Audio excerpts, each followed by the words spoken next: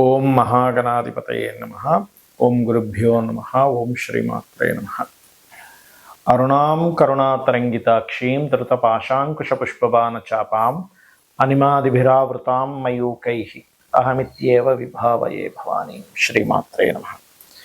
ప్రేక్షకులకి ఆ లలితాంబిక అమ్మవారి యొక్క అనుగ్రహం పరిపూర్ణంగా కలగాలని మనస్ఫూర్తిగా కోరుకుంటూ మనం ఈరోజు వార ఫలితములు 31 ఆగస్టు నుంచి సెప్టెంబర్ 6వ తేదీ వరకు గ్రహస్థితి ఏ విధంగా ఉంది అని చెప్పి చూసుకున్నట్లయితే మనకి మీనంలో వక్రించిన శని, కుంభంలో రాహువు, మిథునంలో గురువు, కర్కాటకంలో శుక్రుడు, సింహరాశిలో రవి, బుధ, కేతువు యొక్క సంచారము, కన్యారాశిలో కుజుడు మరియు అదేవిధంగా మనకి వృశ్చిక రాశి నుంచి మకరం వరకు కూడా ఈ యొక్క వారం చంద్రుడి యొక్క సంచారం జరుగుతుంది. ఈ యొక్క గ్రహస్థితిని అనుసరిస్తూ ఎవరెవరికి ఎటువంటి ఫలితాలు రానున్నాయి, ఏ విషయాల పట్ల జాగ్రత్త వహించాలి అనేటువంటి విషయాలు చెప్తుంది నేనైనప్పటికీ కూడా చెప్పిస్తుంది సాక్షాత్ లలిత అమ్మవారిగా భావిస్తూ ఒక్కొక్కరి గురించి తెలుసుకుందాం. కర్కాటక లగ్నము, కర్కాటక రాశి.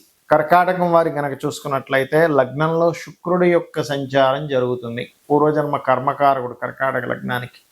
సో శుక్ర సంచారం జరుగుతున్నప్పుడు ఏంటంటే కొన్ని లాభాలు వస్తాయనుకొని కొంత ఆశపడ్డము, కొంత వాహన గృహ సంబంధించిన విషయంలో కొంత స్ట్రెస్ అవ్వడము, అయినప్పటికీ కూడా రెండో అధిపతి 2లో ఉన్నందుకు కొంత గవర్నమెంట్ కంఫర్ట్స్, గవర్నమెంట్ రేట్ల మూలంగా, లేనట్లయితే తండ్రి గారికి సంబంధించిన ధనం రావడం, లేనట్లయితే బిజినెస్లో పెట్టినటువంటి ధనం కొంతవరకు స్ట్రక్ అవడం లాంటివి బలంగా ఇస్తున్నాయి. కాకపోతే ఏది ఎలా ఉన్నప్పటికీ కూడా మీరు ధైర్య సాహసాలతో అడుగు ముందుకు వేస్తూ ఉంటారు. కొంచెం పరాక్రమం చూపించుకుంటూ పరాక్రమ సంబంధంగా కొన్ని పనులు మీకు జరుగుతూ ఉంటాయి. కొంత క్రియేటివ్ ఫీల్డ్లో ఉండేటువంటి వారికి కొత్త అవకాశాలు రానున్నాయి. శుక్రుడు లగ్నంలో ఉండడము మరియు క్రియేటివ్ కారకుడు దశమాధిపతి, పంచమాధిపతి, పంచమ దశమాధిపతి అయినటువంటి ఉభయ కేంద్ర కోణాధిపతి అయినటువంటి కుజుడు ఎప్పుడైతే 3లో ఉన్నాడో ఇది పరాక్రమాన్ని ఇస్తుంది.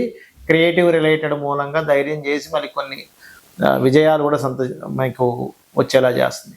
అలాగే ఎప్పటి నుంచో ఒక ఫలానా డ్రీమ్ హౌస్ అనుకోండి, డ్రీమ్ వెహికల్ అనుకోండి, ఒక అందమైనటువంటి ఒక కళ మీకు కొంచెం నెరవేరడానికి అనుకూలంగా ఉంది అని చెప్పుకోవచ్చు. అలాగే కొద్దిగా కొన్ని వ్యాపార సంబంధించినటువంటి విషయంలో లాభాలు రావడానికి కొంత గొడవ జరిగి దాని తర్వాత లాభం వస్తుంది అనేటువంటి చాలా స్పష్టంగా చూపిస్తుంది. అలాగే సంతానం కోసం, అందులో ముఖ్యంగా స్త్రీ సంతానం కోసం చేసే ప్రయత్నం ఫలిస్తుంది అనేటువంటి చూపిస్తుంది.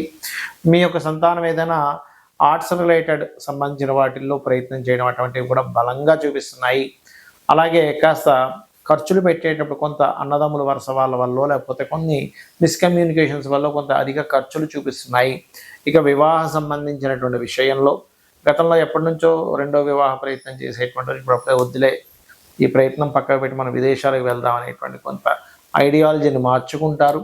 అష్టమ రాహు ఉన్నందుకు కొంచెం వాహనం మీద వెళ్ళేటప్పుడు కూడా కొద్దిగా జాగ్రత్తగా ఉండాలి. బికాజ్ ఆఫ్ ఇక్కడ లగ్నంలో పూర్వజన్మ కర్మకారకుడు, వాహనకారకుడు లగ్నంలో ఉంటూ అష్టమ రాహు ఉన్నాడు. కాబట్టి ఈ యొక్క విషయాల్లో జాగ్రత్తగా ఉంటూ మీరు ప్రధానంగా ఇక్కడ ఎవరైతే క్రియేటివ్ ఫీల్డ్స్లోని, మోటార్ ఫీల్డ్లోని, లేనట్లయితే సాఫ్ట్వేర్ రిలేటెడ్ సంబంధించిన, ఫైనాన్స్ రిలేటెడ్ సంబంధించిన రంగాల్లో ఉద్యోగ ప్రయత్నాలు చేస్తూ ఉంటారు వారందరికీ కూడా ఉద్యోగ సంబంధించిన విషయంలో చాలా చక్కటి అనుకూలత మాత్రం ఖచ్చితంగా ఉంది. ఇక మీరు చేయవలసిన దేవతారాధన సుబ్రహ్మణ్యేశ్వర స్వామి యొక్క ఆరాధన చేయండి, అన్ని విధాలు బాగుంటుంది.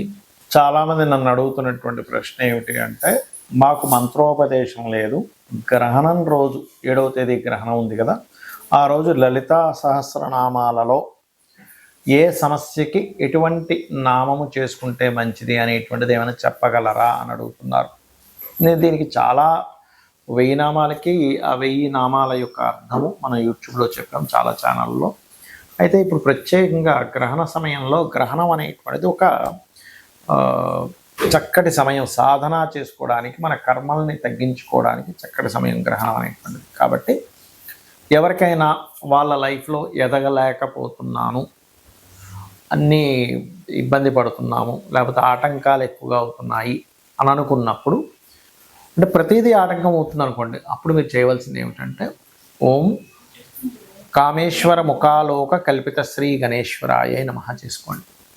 ఏ సమయంలో, ఆ గ్రహణ సమయంలో చేసుకోవచ్చు. గ్రహణానికి ముందే ఈ వీడియో రిలీజ్ అవుతుంది కాబట్టి మామూలుగా చేసుకుంటూ రోజు చేసుకుంటూ ఆ సమయంలో కనుక మీకు చేసుకున్నట్లయితే మీరు ఏదైతే పోరాడుతుంటారో దానికి చక్కటి గణపతి యొక్క అనుగ్రహం కలుగుతుంది. అలాగే ఏమండి ఫైనాన్షియల్గా బాగా ఇబ్బంది ఉంటుంది, ఎంత కష్టపడ్డా ధనానికి మాకు ఇబ్బంది ఉంది అన్నప్పుడు 2 నామాలు ఉన్నాయి అందులో. ఒకటి ఓం సంపత్కరీ సమారూఢ సింధుర వ్రజ సేవితాయే నమః. రెండవది ఓం ధర్మాధ్యక్ష ధనాధ్యక్ష ధనధాన్య వివర్ధినే నమః చేసుకోవచ్చు. ఇక మరికొంతమందికి ధైర్యం చాలదు, ఎప్పుడూ ఏదో ఒక భయం వెంటాడుతూ ఉంటుంది, కాన్ఫిడెన్స్ లెవెల్స్ తక్కువగా ఉంటాయి. అలాంటి వారికి గణపతిని ఆరాధిస్తూ లలితా సహస్రనామాల్లో ఓం కనకాంగద కేయూర కమనీయ భుజాన్వితాయే నమః. చక్కటి కాన్ఫిడెన్స్ లెవెల్స్ అమ్మవారు మీకు ఇచ్చి తీరుతుంది, అందులో ఎటువంటి సందేహం లేదు.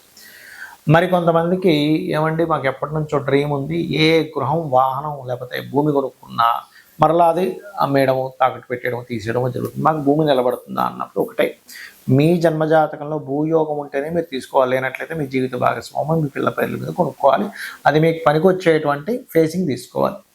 అలాగే లలితా సహస్రనామాల్లో ఓం వదనస్మర మాంగళ్య గృహతోరణ చిల్లికాయే నమః చేసుకోండి గ్రహణ సమయంలో, అప్పుడు నిలబడుతుంది. అలాగే మీరు మణిద్వీప వర్ణన అంటారు, అది కూడా చేసుకోవచ్చు. ఇక సంతానం కోసం చేయాలి అని అనుకుంటే మీరు చక్కగా ఈ సంతాన సంబంధించినటువంటి విషయంలో మీకు పంచమ స్థానం పాడైంది అని అనుకున్నప్పుడు దత్తాత్రేయుడిని దిగంబర శ్రీపాదవల్లభ దిగంబర నామం కానీ ఓం గ్రామ్ దత్తాత్రేయాయ నమః అనే నామస్మరణ కానీ చేసుకోవచ్చు. వివాహం అవ్వటం లేదు అనుకునేటువంటి వారి గ్రహణ సమయంలో ఓం శివకామేశ్వరాంకస్త శివాస్వాధీన వల్లభాయేమో వివాహమయ్యి వివాహ జీవితంలో ఇబ్బంది ఉన్నటువంటి వారికి, అసలు వివాహమే అవ్వట్లేదు అనుకునేటువంటి వారు ఓం కామేశబద్ధ మాంగళ్య సూత్ర శోభిత కందరాయే నమః చేసుకోవచ్చు చక్కగా. అలాగే మరి ఉద్యోగం రావట్లేదండి అని అనుకునేటువంటి వారు ఓం మాణిక్య మకుటాకార జానుద్వయ విరాజితాయ నమః చేసుకోవచ్చు. దానివల్ల ఉద్యోగం రావడమే కాకుండా ప్రమోషన్స్ కూడా చక్కగా ఉంటాయి. మరి కొంతమంది విదేశాలకు వెళ్ళి అక్కడ ఇబ్బంది పడుతూ ఉంటారు, ఉద్యోగం రావట్లేదు లేకపోతే విదేశాలకు వెళ్ళాలనే ప్రయత్నం ఫలప్రదం అవ్వట్లేదు అనేటువంటిది. అలాంటప్పుడు రోజు ఉదయం సాయంత్రం హనుమాన్ చాలీసా చదివితే చక్కగా మీరు విదేశాల్లో పడుతున్నటువంటి ఇబ్బంది నుంచి ఆ వాయుపుత్రుడు అనేటువంటి ఆంజనేయ స్వామి వారు మీకు అతని యొక్క అనుగ్రహం ద్వారా ఆ ఇబ్బందుల నుంచి బయటపడతారు.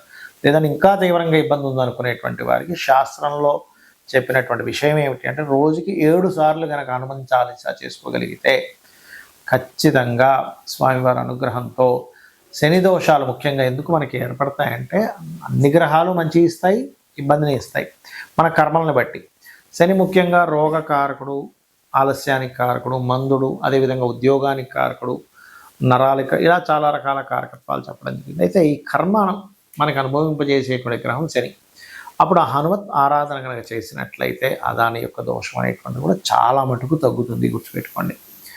అలాగే మరి కొంతమందికి వ్యాపారాల్లో ఉంటారు, వ్యాపారంలో అభివృద్ధి అవ్వాలి, నేను ఈ గ్రహణం రోజు ఏం చేసుకోవాలి అంటే ఒకటే ఓం ఇంద్రగోప పరిక్షిప్త స్మరతోనాభజంగికాయే నమః చేసుకోవచ్చు. అలాగే ఇంకొంతమందికి వ్యాపారాలు ఉండవు కానీ వాళ్ళకి ఏది సక్సెస్ లేదనేటువంటిది ఉంటుంది, అంటే లాభస్థానం పాడవుతుంది వారికి. లాభస్థానం కనుక పాడైనప్పుడు ఈ వ్యాపార సంబంధించినటువంటి విషయంలో ఏదైతే మీరు అనుకుంటుంటారో దానికి అంత ప్రోత్సాహంగా ఉండదు, అంటే లాభాలు రావట్లేదు, ఎప్పుడు దిగులుగా ఉంటుంటారు, నేను అసలు లైఫ్లో ఎంజాయ్ చేయలేదండి అంటూ ఉంటారు. అప్పుడు కూడా ఈ ఇంద్రగోప పరిక్షిప్త స్మరతోనాభజంగికాయే నమః అనే నామస్మరణ ఖచ్చితంగా పనిచేస్తుంది. మరి కొంతమందికి ఆకస్మిక సంఘటనలు ఉంటాయి. గ్రహణం రోజు కనుక మీరు ఆకస్మిక సంఘటనలు జరుగుతున్నా లేకపోతే కొన్ని విషయాలు చూడండి సగంలో ఆగిపోతాయి, సినిమాలు కావచ్చు, వాళ్ళ కన్స్ట్రక్షన్ కావచ్చు, లేనట్లయితే వాళ్ళ లైఫ్లో ఏదైనా ఒక కోర్స్ కావచ్చు, ఏదైనా కానీ సగంలో ఆగిపోతుందండి, చాలా ఇబ్బంది ఉంది అన్నప్పుడు ఓం అష్టమీ చంద్ర విభ్రాజ అలికస్థల శోభితాయే నమః చేసుకోండి, అన్ని విధాలా మీకు బాగుంటుంది.